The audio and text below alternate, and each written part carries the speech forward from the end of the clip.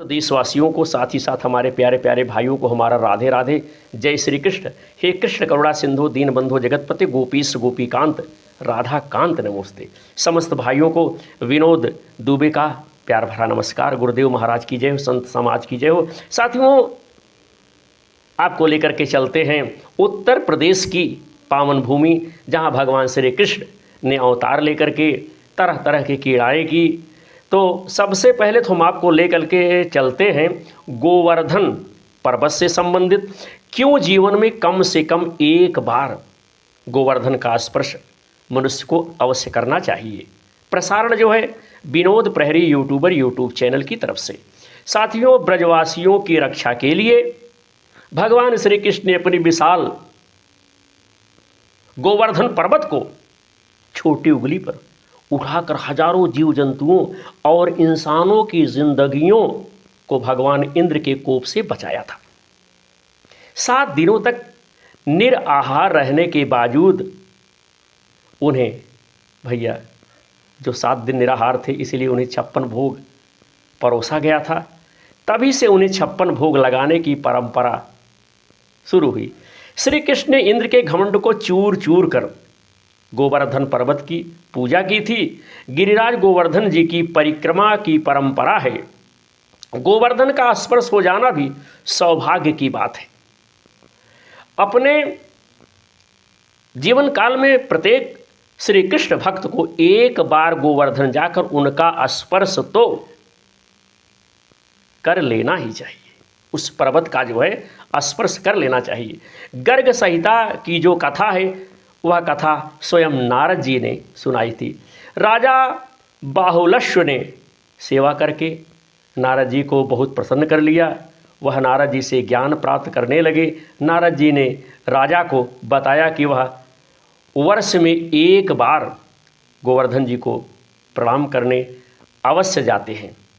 राजा ने नारद जी से पूछा कि हे देवर्षि, ऐसी क्या विशेष बात है गोवर्धन में? मुझे गोवर्धन जी के महात्म्य कथा सुनने की इच्छा हो रही है, मेरी जिज्ञासा शांत करो। तो नारद बोले कि गौतमी गंगा अर्थात गोदावरी नदी के तट पर बसने वाला ब्राह्मण विजय का कुछ कर्ज मथुरा में बकाया था। वही वसूलने वह मथुरा आया हुआ था और दिन में उसने वसूली की और शाम होने से पहले ही अपने रास्ते पर वह चल पड़ा, अपने नगर के लिए चल पड़ा। गोवर्धन गिरिराज जी तक पहुँचते पहुँचते साथियों अंधेरा होने लगा। चूँकि विजय के हाथ एक लाठी के सिवा कोई हथियार नहीं था। उसे चोरों का डर महसूस हुआ तो उसने गिरिराज जी के पास से एक गोला चिकना पत्थर जो है उठाकर साथ अपने रख लिया। गिरिराज जी के दर्शन को आने वाले सहज ही ऐसा करते हैं और डर भगाने के लिए वह हरे कृष्ण हरे राम भजता जंगल के बीच से ब्रजमंडल को पार कर गया।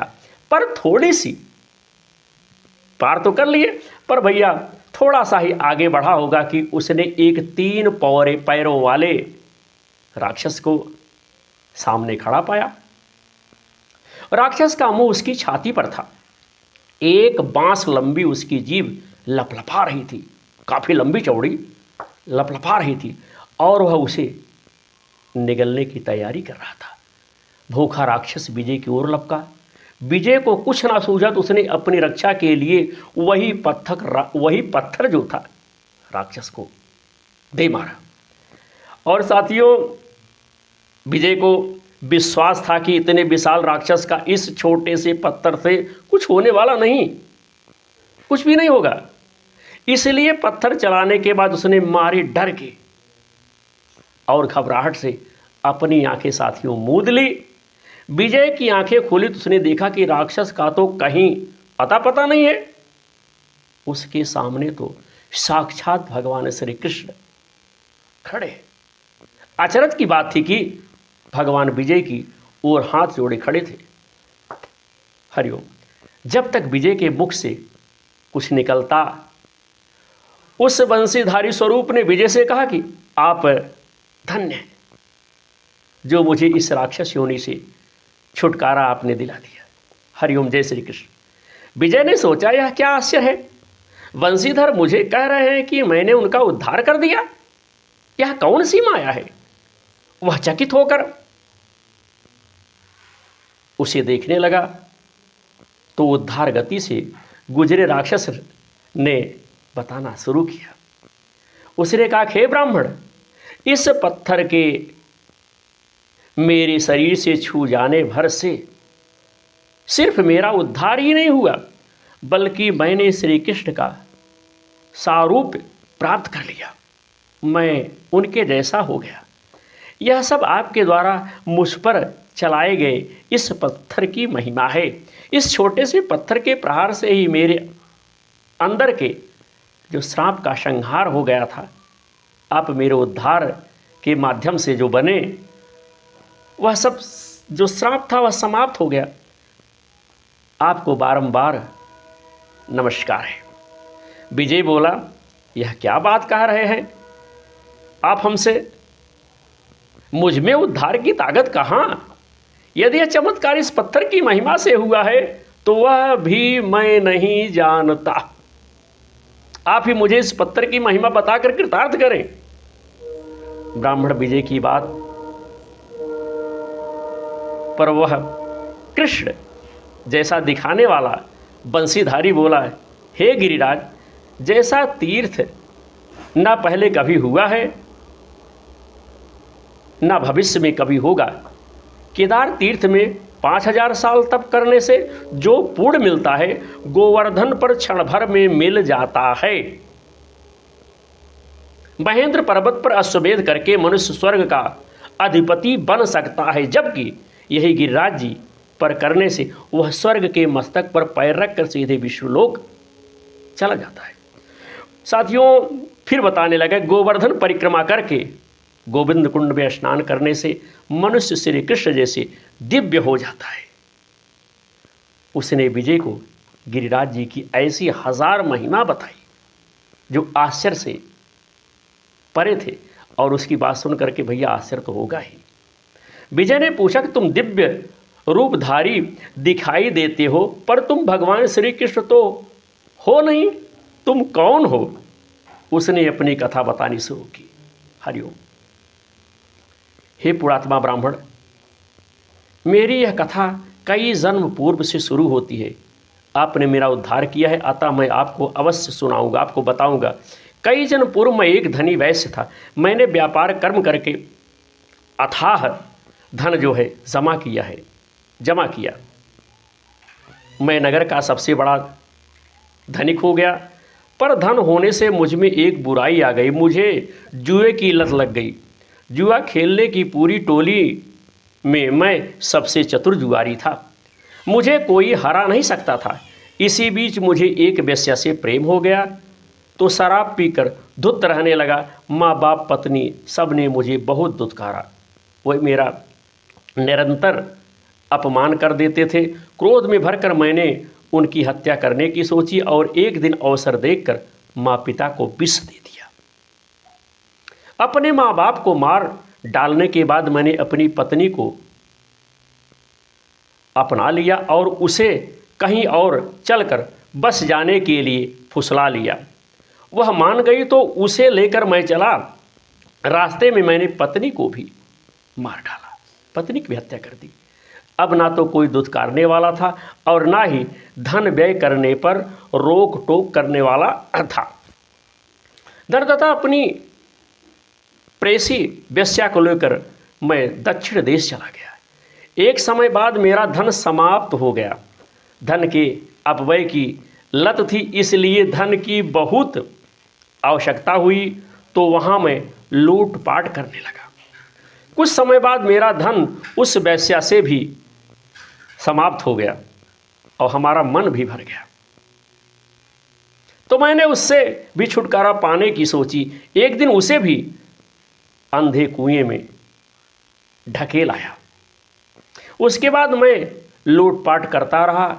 लूटपाट के लिए मैंने सैकड़ों हत्याएं की। एक दिन वन में एक सांप पर पैर पड़ गया। उसने मुझे डस लिया तो मेरी तुरंत मौत हो गई। 84 लाख नरकों में मैंने एक एक साल यातना सही, फिर 10 बार सुअर बन के जन्म लिया भैया। उसके बाद 100 साल तक ऊँट, शेर, भैंसा और 1000 साल तक सांप हुआ, फिर राक्षस हुआ। राक्षस बनने के बाद एक दिन एक व्यक्ति के शरीर में प्रवेश करके मैं ब्रजभूमि में घुस आया। वहाँ वृंदावन में यमुना तट पर भगवान श्री कृष्ण के पार्षद मुझे पहचान गए। उन्होंने मुझे पकड़कर खूब पीटा, खूब मारा और इस क्षेत्र से दूर रहने को कहा। किसी तरह बचकर ब्रज क्षेत्र से बाहर आया, पर तब से आज तक बहुत दिनों से भूखा था। आज तुम्हें देखा तो लगा भूख शांत होगी, तुमको खाने ही जा रहा था कि इसी बीच तुमने मुझे गिरिराज जी की उस पत्थर से मारा। गिरिराज जी का कण कण पवित्र है और उस पत्थर के लगते ही साक्षात भगवान कृष्ण की कृपा मुझ पर हुई और मेरा तत्काल उद्धार हो गया। वह अपनी कथा सुना ही रहा था कि तभी एक रथ गोलोक से धरती पर साथियों उतरा। ब्राह्मण, विजय और सिद्ध दोनों ने उस रथ को नमस्कार किया। सिद्ध को उस रथ में बिठा लिया गया और रथ श्री कृष्ण के धाम की ओर चल पड़ा। साथियों, इतनी कथा सुनकर नारद जी बोले कि हे बाहु लाश्व राजा, वह सिद्ध तो श्री कृष्ण को चला गया। हे राजा जी, वह सिद्ध तो श्री कृष्ण धाम को जो है चला गया। ब्राह्मण भी गिरिराज की महिमा जान गया। उसने गिरिराज की परिक्रमा की, गोवर्धन की परिक्रमा की, फिर सभी गिरिराज देवता के दर्शन किए और अपने अपने घर जो है लौट आए। तो आज साथियों, इस वीडियो में हम अपने भाइयों को जो है क्यों जीवन में कम से कम एक बार गोवर्धन का स्पर्श अवश्य मनुष्य को करना चाहिए, इससे संबंधित अपने टूटे फूटे स्वरों से, अपनी जानकारी के माध्यम से आप सब तक वीडियो बनाया और बना करके आप सब तक शेयर कर रहा हूँ। कहीं कोई त्रुटि हो, कहीं कोई दोष हो, कहीं कोई कमी हो तो आप लोग हमें क्षमा कीजिएगा और हमारे YouTube चैनल से आप लोग जुड़िएगा। अपना आशीर्वाद, अपना स्नेह विनोद दुबे को प्रदान कीजिएगा। इसी उम्मीद के साथ जय श्री कृष्ण, राधे राधे। भगवान श्री कृष्ण आप सबकी सारी मनोकामना पूर्ण करें।